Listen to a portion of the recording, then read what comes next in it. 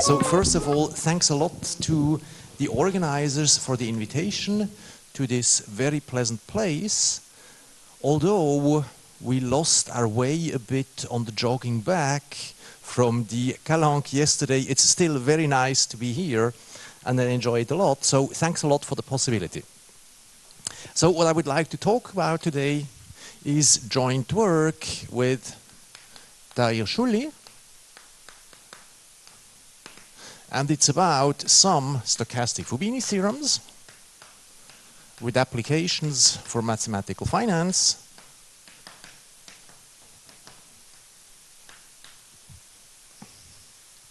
So the setup we would like to look at is the following. So we have the usual filtered probability space. We have our S, which is a semimartingale. And so the classical stochastic Fubini theorem has this form. So you have a family psi, which actually is a family of processes. So let's say these are indexed by T and Z. So T non-negative, Z from some parameter space Z. And so you have for each fixed Z, psi of Z is predictable and S integrable. And also typically you have on that space Z here, you have a measure. Okay? And so what you can then do is you can say, okay, so you can look at, and so the classical case says if you look at the okay, so let's say you take your integrands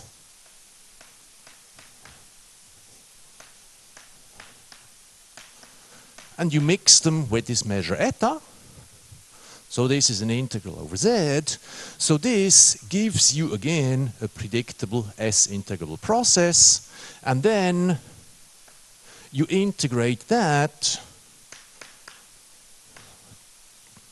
with respect to your semimartingale S. Okay? So this is like saying this is a mixture of your integrand field. So this is like a psi bar mixed with eta, evaluated at time S. So you integrate the mixture of your integrands, and the stochastic Fubini theorem then tells you you can interchange the two integrations.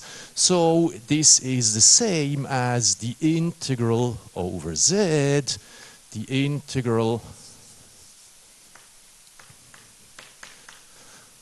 over time. So here you first fix Z, you have a nice S integrable process, you form the usual stochastic integral, and then you have Z parametrized stochastic integrals, and you mix these with respect to your measure. So this, you could then say, this is like you have the integral psi ds and the mixture of that with respect to eta. Okay? So you can interchange mixing and stochastic integration. And what we were interested in is the question,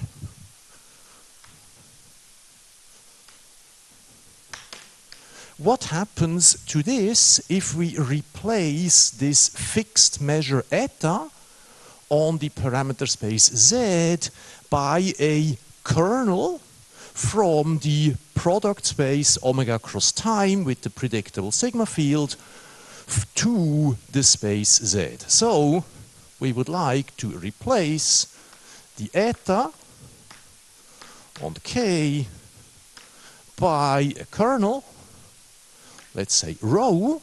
So rho will depend on omega, s, and z. So this should be a kernel from omega cross time with the predictable sigma field to k. So what's going to happen then? And if you look at the left-hand side, this is not so difficult to see. We just mix the integrands with respect to this kernel. And since this is a predictable kernel, we again get here a predictable integrand. So no problem writing a generalization of this. But what's going to happen here? This is not clear at all. What should replace this? How can we make sense of something like this to again get a stochastic Fubini theorem like that? Okay. So the idea to address this was inspired by a paper going back to some work of Yuri and co-authors, where they were looking at measure-valued integrands. So the idea we had was the following. So let us start with the classical case and let us look at measure-valued processes.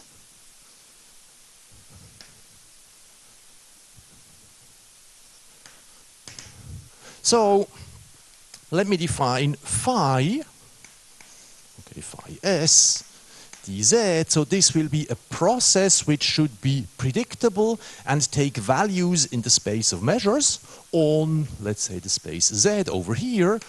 So this I'll define by, so it has this density psi with respect to my reference measure eta. Okay. So then I can rewrite the classic result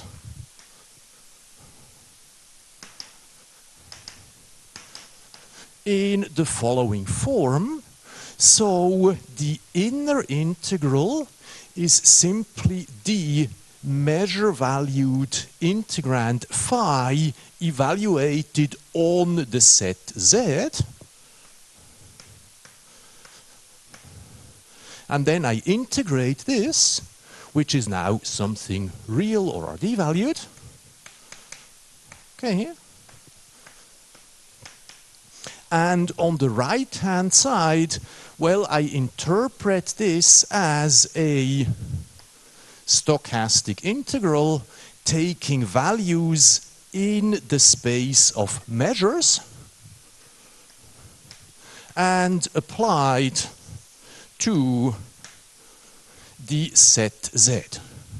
So what I need to make sense of that is I need to understand how do I integrate measure-valued processes with respect to a fixed semi-martingale to get a measure-valued stochastic integral, and how do I then get this property that whenever I plug in a test function or a test set, it is irrelevant whether I plug it in into the integral or into the integrand.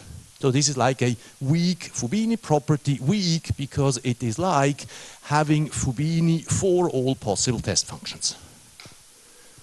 And so this is what we decided would be a good idea to do.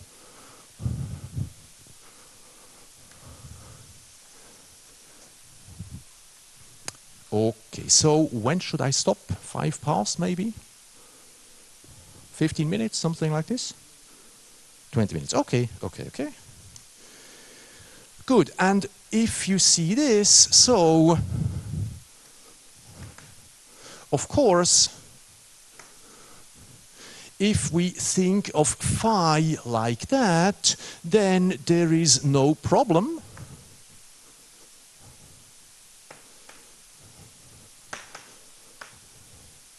So if I replace eta by just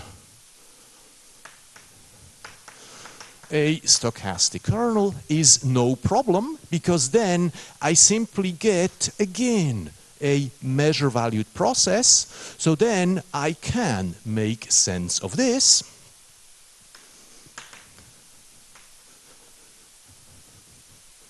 So what we really need to do is to understand how do we construct such a measure-valued stochastic integral and how do we get its properties. Okay. So I don't want to go into all the details, so I'll give you the main sketch for the case where S is a martingale, because this is simplest. So let's say S is a martingale. And I mean, typically what one does is, as usual, you define this for simple processes and you do an approximation. Okay, so let's say we take simple processes with values in the space of measures. So this means simply that phi is a finite sum, like this, say, so on a predictable set, something like this. So you partition your time axis into finitely many interval, and the AL should be FTL measurable. So this is the typical predictable rectangle, and then on that set you have a measure ML. Okay, and then you define the stochastic integral phi dot S, okay, sorry, phi dot M in the obvious way. So just, I mean, this is a simple integrand, so you always know how to integrate simple integrands. So you just take the linear combination of these measures multiplied by the increments of this martingale over this time interval on the sets AL. So the obvious definition you have to take. Okay?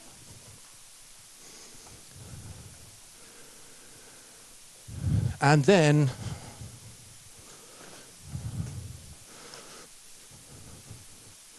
it's easy to check that if you look at this stochastic integral, let's say up to time t, and you apply this to a test function f, so this is simply the integral, let's say, over z, you have this function f of z, and you integrate this with this measure.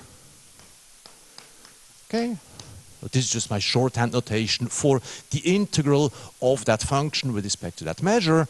So this you find out, just plug in the sums, do the calculations, and this is exactly the same as the integral from 0 to t of phi applied to f, which again gives you something real or RD valued, integrated with respect to your martingale. So no problem with that. And also, because you have a martingale, you also have an isometry property. So the H2 norm of this is basically the same, or up to a constant, the same as the L2 norm in the product space with the measure induced by the quadratic variation of this with the Dolneau measure of M of this integrand here. So you have the usual isometry, and then, okay, so you need to then define norms or semi-norms on measure-valued integrands and on measure-valued processes. And for that, so I should say a little bit what we do. So the Z here can be fairly general. The setup we had is we work with Z, so we call this K, and we assume this is compact and metric. So we have nice separability. So then you can just test things on a countable dense subset of continuous functions, and then we put some weighted norms with positive weights. So, okay, so we need something like Q of phi, let's say. So this is something like this. We take phi evaluated in a test function fk of this. We take the L2 M norm. So this is just this norm here, and then, okay, we take a small L2 norm with positive weights, something like this, and yeah, something like this. This gives a decent semi-norm on measure-valued processes phi. Similarly, we define a semi-norm on measure-valued martingales. So we replace here, so this is a norm on integrands. We want also a norm on processes like this. So then we take an N here, typical martingale. We take the H2 norm here. So we have comparable norms due to this isometry. And then the main result we need to argue is, if we introduce a nice space, basically it's like an L2 space of such integrands. There exists a countable dense subset of the continuous functions, and there exists positive weights such that this norm is finite. This is our weighted L2 norm of integrands. And then we need an approximation result saying that all elements from that space can be approximated with respect to the semi-norm by such processes. And this was the main step we borrowed from the work of Choulli and co-authors. So this is a little bit technically delicate, but okay. This is also where we exploit this structure here. Okay, so we do this, then we can extend to general integrands, and we get the formula like this.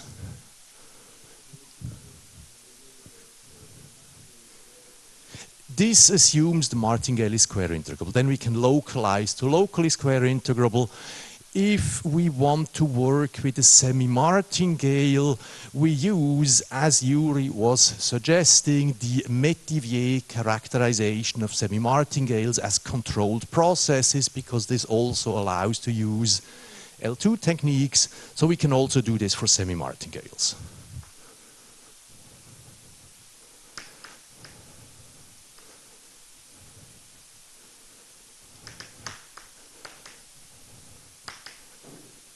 Okay. So we then get, indeed, a result like we want. So what can we do with this? Well, maybe I'll briefly sketch two applications. So one application is an alternative proof of the classical stochastic Fubini result.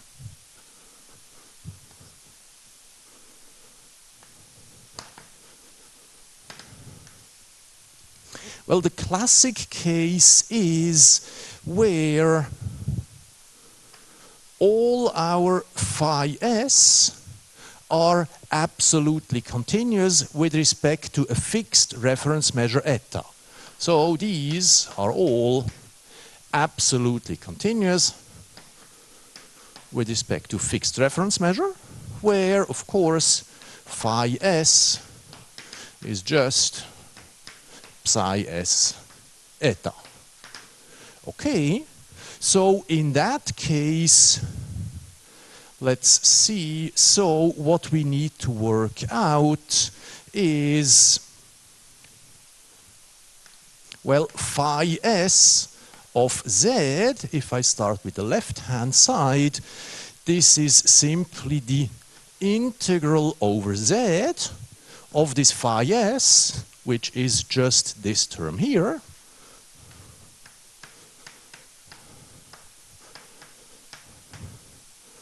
So this is what I called before the eta average of the psi's.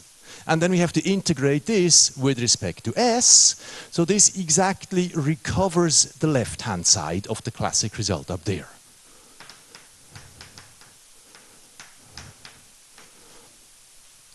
Okay, so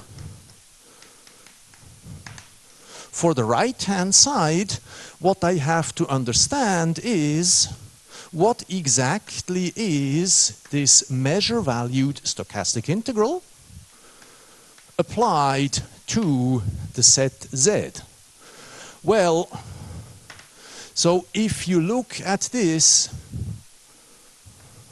if phi is elementary, then what you do is you simply write out the definition, and you find that this, because this is just a sum, and all the m's here you can assume are dominated by eta, you can rewrite this as an integral eta dz of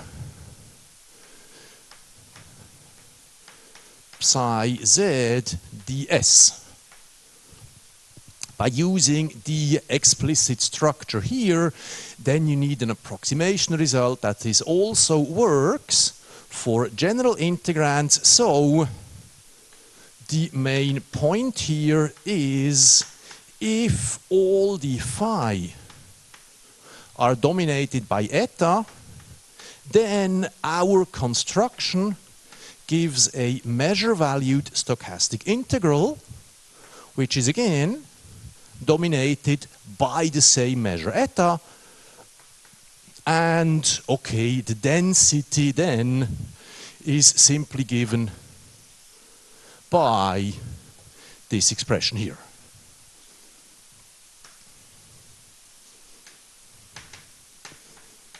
Okay, so that's one nice application, alternative proof of the classical stochastic Fubini result. Maybe not in the most general case, because we need some structure on our set where we work, but still it gives an alternative view. The other application we have is something which really was the starting point. So we wanted to look at processes of the following form. So this is a Volterra type of integral.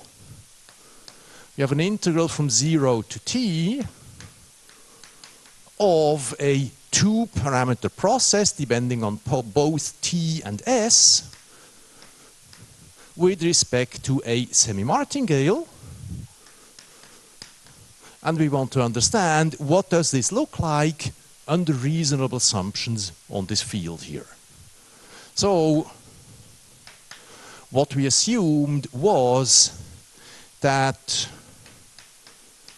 on the diagonal, this field gives us a nice predictable S-integrable thing.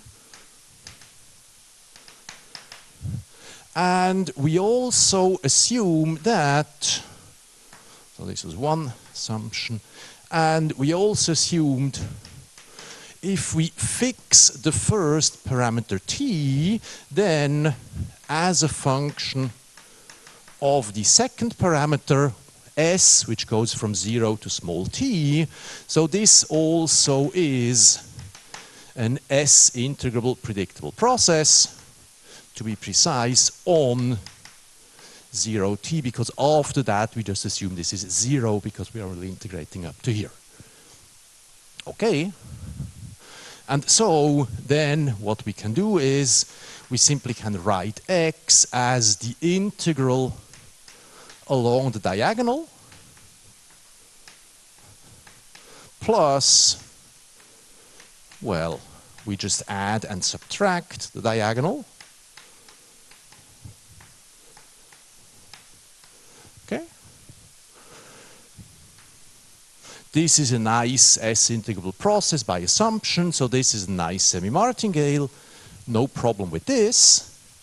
And here, well, Here we assume also that with respect to the first parameter, this is something of finite variation.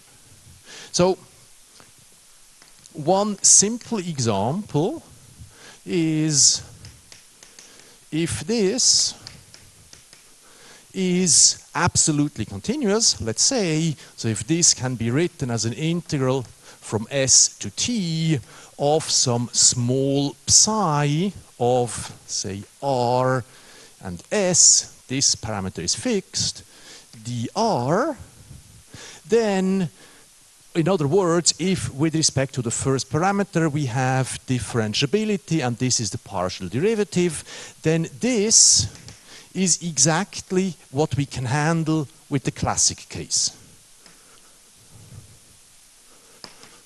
Because then this integral we write as a double integral, an inner integral with respect to Lebesgue measure, an outer integral with respect to this stochastic, with this semimartingale. We apply the classic result and we're done. We get the semimartingale, which is even absolutely continuous because we get a dr integral outside. So this is well known. This has been done in the 80s in a paper by Philip Protter. And what we wanted to look at is where we only assume that this is of finite variation, so there's no dominating measure simultaneously for all s, just finite variation. And so for this we really need our stochastic Fubini theorem. We apply this, so we use stochastic Fubini theorem. We call this y. And if we do this, I don't have time to give the details, to get that y is again finite variation. And if we look a bit closer, it's even predictable. So these conditions, this here, and this here, are sufficient conditions to guarantee that this quantity is again a semi-martingale, which is what we at some point wanted to argue. Okay, so I think this is a good time to stop. So thank you for your attention.